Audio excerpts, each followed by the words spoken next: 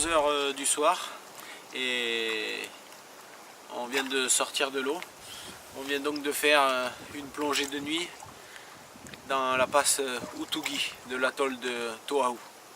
Et on vient de prendre une belle leçon d'humilité là. Parce que c'est pas parce qu'on s'est plongé dans une passe qu'on s'est plongé dans toutes les passes la nuit. Et là, on s'est fait prendre dans le courant. Alors, rien de dangereux, mais rien d'efficace, quoi. On n'a pu faire quasiment aucune observation. Il faut savoir que la passe de Toahu est une passe beaucoup plus, où le courant est beaucoup plus puissant que dans la passe de Fakarava. Et voilà, on s'est fait un peu surprendre. On était sur le seuil, côté océan, avec le tombant là, qui descend dans les abysses. Là, on arrivait à peu près à se tenir. Et moi, j'ai eu le malheur à un moment donné de me lever un petit peu, de me relever un petit peu pour faire une photo un peu au-dessus. Et là, j'ai commencé à me faire embarquer dans le courant. Bah, tout le monde a suivi, évidemment. Et puis là, vraiment, à l'intérieur de la passe, il n'y a quasiment rien à faire. Le courant était tellement fort, c'était impossible d'imaginer s'arrêter. Impossible pour Cédric de s'arrêter, de nager à contre-courant avec la rampe de flash.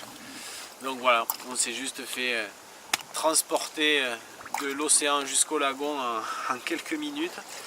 Arrivé dans le lagon, c'était pas plus calme, ça continuait le courant était encore très fort.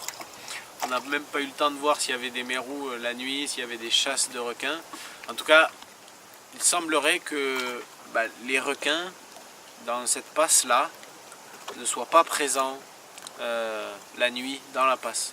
On a même l'impression qu'ils ont déserté la passe pendant la nuit. Alors est-ce que la passe de Fakarava est une exception, où les requins chassent dans la passe la nuit et les autres passes sont différentes? C'est peut-être ça. Ça renforcerait encore plus la valeur exceptionnelle de la passe de Fakarava. Bon, demain on va expérimenter autre chose. On va aller placer, c'est une caméra autonome qu'on peut laisser toute seule à grande profondeur. Là où nous on peut rester qu'une poignée de minutes, une dizaine de minutes, et ça nous permettra d'observer peut-être des choses qu'on n'a pas le temps de voir quand on plonge trop peu de temps profond. Donc demain, plongée profonde, installation d'une caméra autonome, et puis là on va aller se coucher avec quasiment 0 image dans la boîte. Salut, à demain!